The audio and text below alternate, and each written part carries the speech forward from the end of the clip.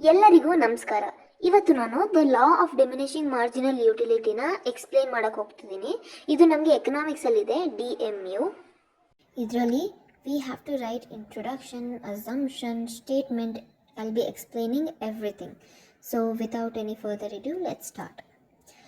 First ಇಂಟ್ರೊಡಕ್ಷನಲ್ಲಿ ನಾವು 2 point ಬರೀಬೇಕಾಗುತ್ತೆ.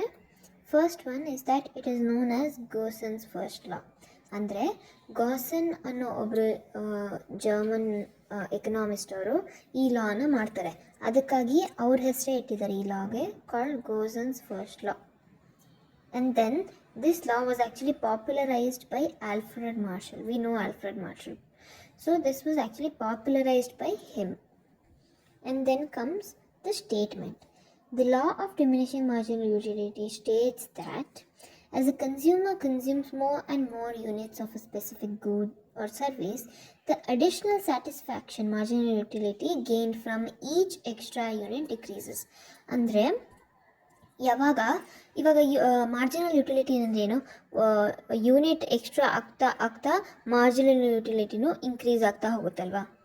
ಇವಾಗ ಎಷ್ಟು ಟೋಟಲ್ ಯುಟಿಲಿಟಿ ಎಷ್ಟು ಜಾಸ್ತಿ ಆಗ್ತಾ ಹೋಗುತ್ತೋ ಮಾರ್ಜಿನಲ್ ಯುಟಿಲಿಟಿ ಒಂದು ಪಾಯಿಂಟಿಗೆ 0 ಆಗಿಬಿಟ್ಟು ಕಮ್ಮಿ ಆಗಿ ಸ್ಟಾರ್ಟ್ ಆಗುತ್ತೆ ಫಾರ್ ದ ವೇರಿಯಬಲ್ ಕಮಾಡಿಟಿ. ಅಂದರೆ ಇಲ್ಲಿದೆ ನೋಡಿ, gain from each extra unit decreases. Extra ಆಗ್ತಾ ಕಮ್ಮಿ ಆಗ್ತಾ ಬರುತ್ತೆ.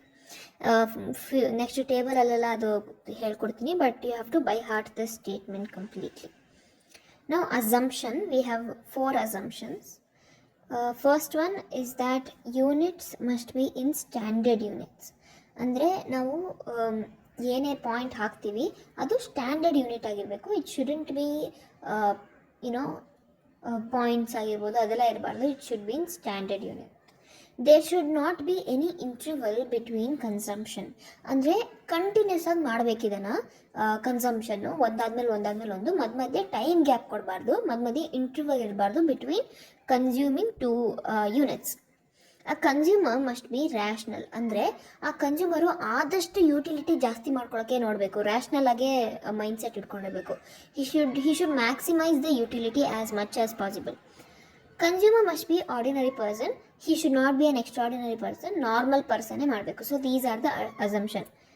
First is the standard unit, and then no intervals, and then he should be rational and ordinary. ಈ 4 ಪಾಯಿಂಟ್ನು ನೀವು ನೆನಪಿಟ್ಕೋಬೇಕಷ್ಟೇ. ಆ್ಯಂಡ್ ದೆನ್ ನೋಡಿ, ಟೇಬಲ್ ಆ್ಯಂಡ್ ಡಯಾಗ್ರಾಮ್. ಈ ಟೇಬಲಲ್ಲಿ ನೀವು ಗಮನಿಸಿದ್ರೆ ಗೊತ್ತಾಗುತ್ತೆ ನೋಡಿ, ಯೂನಿಟ್ಸ್ ಆಫ್ ಆ್ಯಪಲ್ ಇದೆ. ಸೊ 1 ಆ್ಯಪಲ್ 2 ಆ್ಯಪಲ್ ಮಾಡ್ತಾ ಏನಾಗುತ್ತೆ, ಮಾರ್ಜಿನಲ್ ಯುಟಿಲಿಟಿ ನೋಡಿ ಕಮ್ಮಿ ಆಗಿ 0 ಆಗಿಬಿಟ್ಟು ಆಮೇಲೆ ಮೈನಸ್ಗೆ ಹೋಗುತ್ತೆ. ಇವಾಗ ನಿಮಗೆ ಪಾನಿಪುರಿ ಇಷ್ಟ ಅಂತ ತಿಳ್ಕೊಳ್ಳಿ. ನೀವು 1 ಪಾನಿಪುರಿ ತಿಂದರೆ ನಿಮ್ಗೆ ತುಂಬ ಇಷ್ಟ, 2 ತಿಂದರೂ ಇಷ್ಟ, 3 ತಿಂದರೂ ಇಷ್ಟ, 4 ತಿಂದರೂ ಇಷ್ಟ.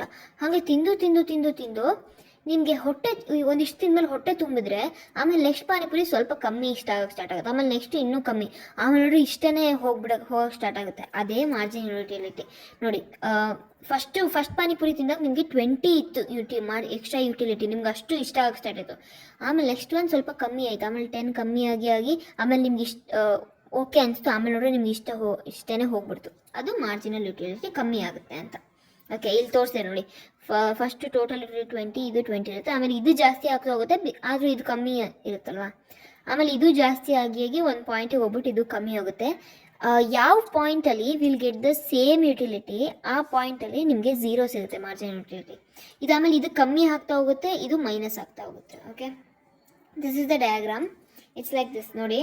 ಮಾರ್ಜಿನಲ್ ಯುಟಿಲಿಟಿ, ಟೋಟಲ್ ಯುಟಿಲಿಟಿ ಏನಾಗುತ್ತೆ, ಹಿಂಗೆ ಮೇಲೆ ಹೋಗಿ ಆಮೇಲೆ ಕಮ್ಮಿ ಆಗಿ ಸ್ಟಾರ್ಟ್ ಆಗುತ್ತಲ್ಲ, ಇಲ್ಲಿ ವಿಲ್ ಗೆಟ್, ಇವಾಗ ಇದರಲ್ಲಿ ತೋರಿಸಿರೋ ಹಂಗೆ 50 ಇರುತ್ತೆ, ಆಮೇಲೆ ಕಮ್ಮಿ ಆಗ್ತಾ ಹೋಗುತ್ತೆ. ಅದೇ ಮಾರ್ಜಿನಲ್ ಯುಟಿಲಿಟಿ ನೋಡಿ ಕಮ್ಮಿ ಆಗಿ it will go to minus. ಇಲ್ಲಿ ಮೈನಸ್ ಬರುತ್ತಲ್ಲ, ಇಲ್ಲಿ ಕೆಳಗೋಗಿದೆ.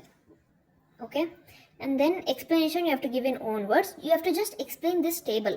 Andre in the first unit you got 20 total utility and 20 marginal utility, but in this, when you see the second unit, there was an increase in the total utility but decrease in the marginal utility. As it goes on, by the fourth unit you have 50 total utility and 5 marginal utility, and in the fifth unit the total utility is constant but marginal utility is 0, and when you consume sixth fifth unit, total utility and marginal utility decreases and marginal utility becomes negative ಅಂತ ಬರಿಬೇಕು ನೀವು. ಅದಾದಮೇಲೆ ಅದು explanation and then you have conclusion saying this law has illustrated that mu becomes 0 and eventually diminished to become negative when pu increases. ಇಷ್ಟೇ ಇರೋದು marginal utility. ಈ table ಈ diagram ನೆನ್ಪಿಟ್ಕೊಂಡ್ರೆ ನಿಮಗೆ ಫುಲ್ ಮಾರ್ಕ್ಸ್ ಬರುತ್ತೆ ಎಕನಾಮಿಕ್ಸಲ್ಲಿ ಸೆಕೆಂಡ್ ಪಿ ಯು ಸಿಲಿ. So if you have any doubt you are always welcome to comment ಹಾಕಿ, ನಾನು ಎಕ್ಸ್ಪ್ಲೇನ್ ಮಾಡ್ತೀನಿ. ಆ್ಯಂಡ್ ದೆನ್ ನಿಮಗೆ ಈ ಎಕ್ಸ್ಪ್ಲನೇಷನ್ ಇಷ್ಟ ಆದರೆ ನೀವು ಫ್ರೆಂಡ್ಸಿಗೂ ಕಳಿಸಿ. And subscribe to my channel. And that's it. Thank you. This is Shri signing off.